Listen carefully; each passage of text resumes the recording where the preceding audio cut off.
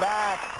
My first guest tonight, co-host the #1 morning show in the country, The Today Show, every weekday here on NBC. Please welcome our pal, Matt Lauer.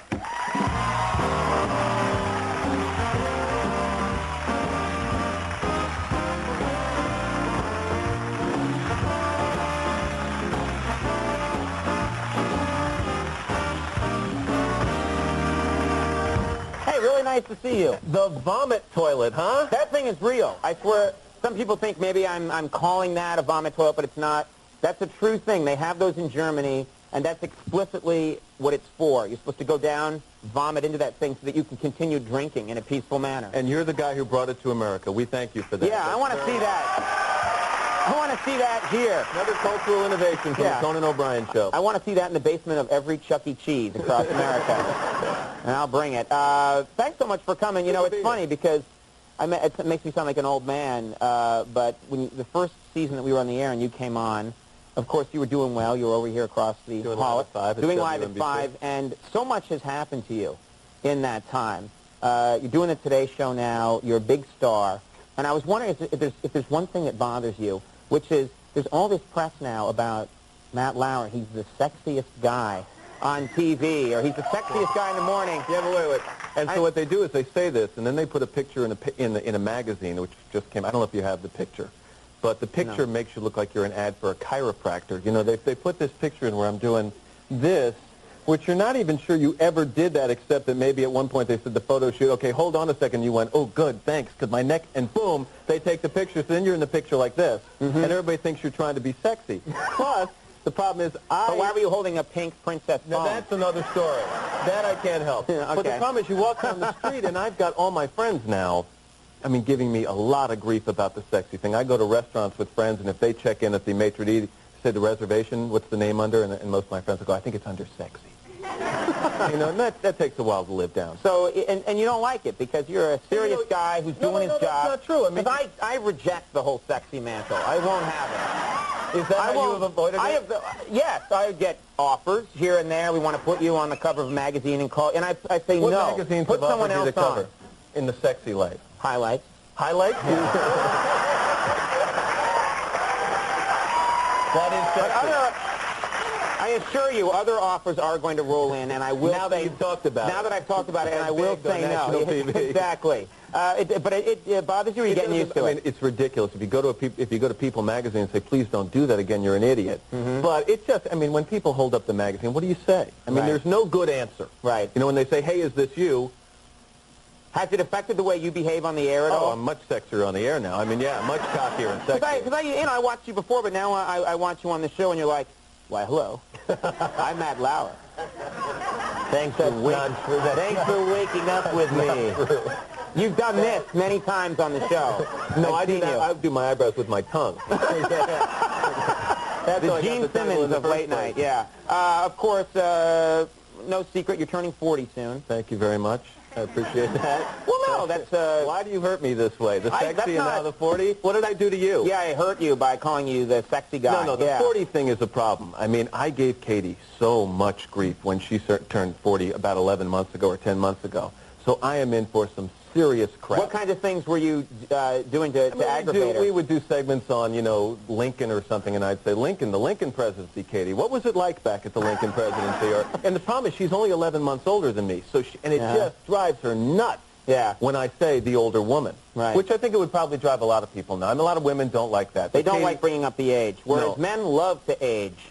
Well, actually for me, being a little older has been better, because when I was younger, I looked very young. I looked like I was 20. And people don't want to turn on the morning and watch a guy who's 20 interview the president. So a little bit of age and losing the hair and getting gray is helping me. That's the way I look at it. No, but I would. That's nice. That's a nice rationalization. I would like to. No, but I would like to age a little bit. I think I look a little older on TV, but in person, I was on an airplane when we were coming back from Los Angeles when we were out there for the Emmys. And I'm walking back to, down the aisle, and a woman grabbed my cheek and said, "You're not old enough to be on TV."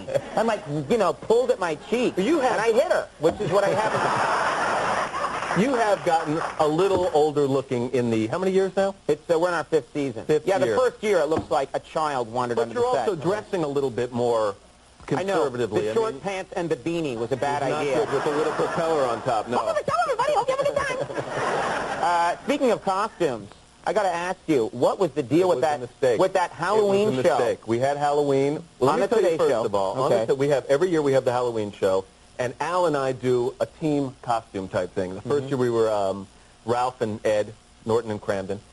This year we decided we're going to go as Frankenberry and Count Chocula.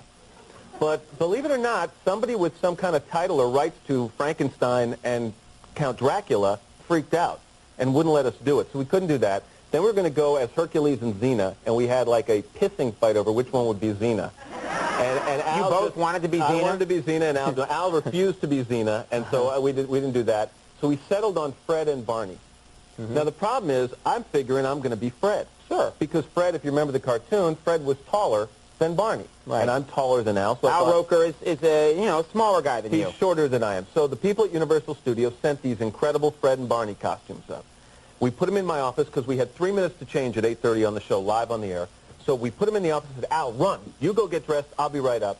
Thinking I'm going to walk in there and see Al halfway to Barney. Right. I walk in, Al's wearing Fred. Right. And I said, Al, what's the deal? That's Fred. He goes, well, yeah, I thought I'd be Fred. I said, well, you don't look like Fred. He said, I don't look like Barney either. So Al puts on a black, do we have a picture of this? We do have a picture. Can we see the picture here? Here's the picture. Now, let me tell you the problem with this. Now, if you look closely here, Al's got this black wig on. Yeah. If you put your hand above his body, he could be a cross between James Brown and Al Sharpton. You don't know this guy, Fred. Right. If you see me walking down... I want to see your wig. What is with that wig? Well, that's what I'm saying. All due respect to the Universal people, I look nothing like Barney Rubble. No. If I'm walking down the street without Al next to me, no one's going to say, hey, you must be Barney Rubble. No. I look like a guy wearing a bath mat with a Marilyn Monroe fixation. And so that was my costume for this year. And did you get criticized for it? Yes, I did. But next year, I think what I'm going to be is Prometheus, the gold statue out by the skating rink. Have you seen this at Rockefeller Center here? Yeah. I'm going to spray paint my body gold with the big globe around me. Al's going to be Atlas from the other building. Either that or we're going to go with Katie, team up, and she'll be Gladys Knight, we'll be the Pips. We haven't figured out what it's going to be yet. It's supposed to be a surprise, but we'll give you the clue. Now, I was curious about there's a thing I've noticed with these shows, which is, and morning shows and late night shows are a little different, but one thing that's the same is how schizophrenic it can get. One night you have one kind of guest, then the next night or the next morning you have a completely different kind of guest. And I noticed that last week, I think it was like on a Thursday, you had George Bush, former president, that you're interviewing live on the show. Right. And the very next day, you're interviewing the San Diego Chicken. Does it ever get jarring for you that you have to switch your interviewing style? I would think a little bit. Well, I don't want you to think the Chicken was a fluff interview. The Chicken's being sued by Barney. I mean, do you know this? The other Barney, the purple dinosaur Barney. And Fred Barney. Right. Barney the dinosaur is suing San Diego Chicken because the San Diego Chicken beats the hell out of a Barney lookalike in his routine. And so they've taken him to federal court. So we asked Barney and the Chicken to appear. Barney declined our invitation. Right. So I had the San Diego Chicken and his attorney on at 7:30. Because I was watching this interview, and you're being kind of serious, saying, "Well, tell me, sir, what are the allegations here?" Well, I'll tell you something. I mean, it's in voice, and he's back and forth. He's in costume. I mean, and his argument is that people should know that it's a fake it's a fake Barney. Yeah. But if you're a 3-year-old kid at a baseball stadium and the San Diego Chicken tracks down Barney and beats the heck out of him. I've seen the footage. It's the Chicken pounding the hell out of Barney. And jumps on top of him and kicks him.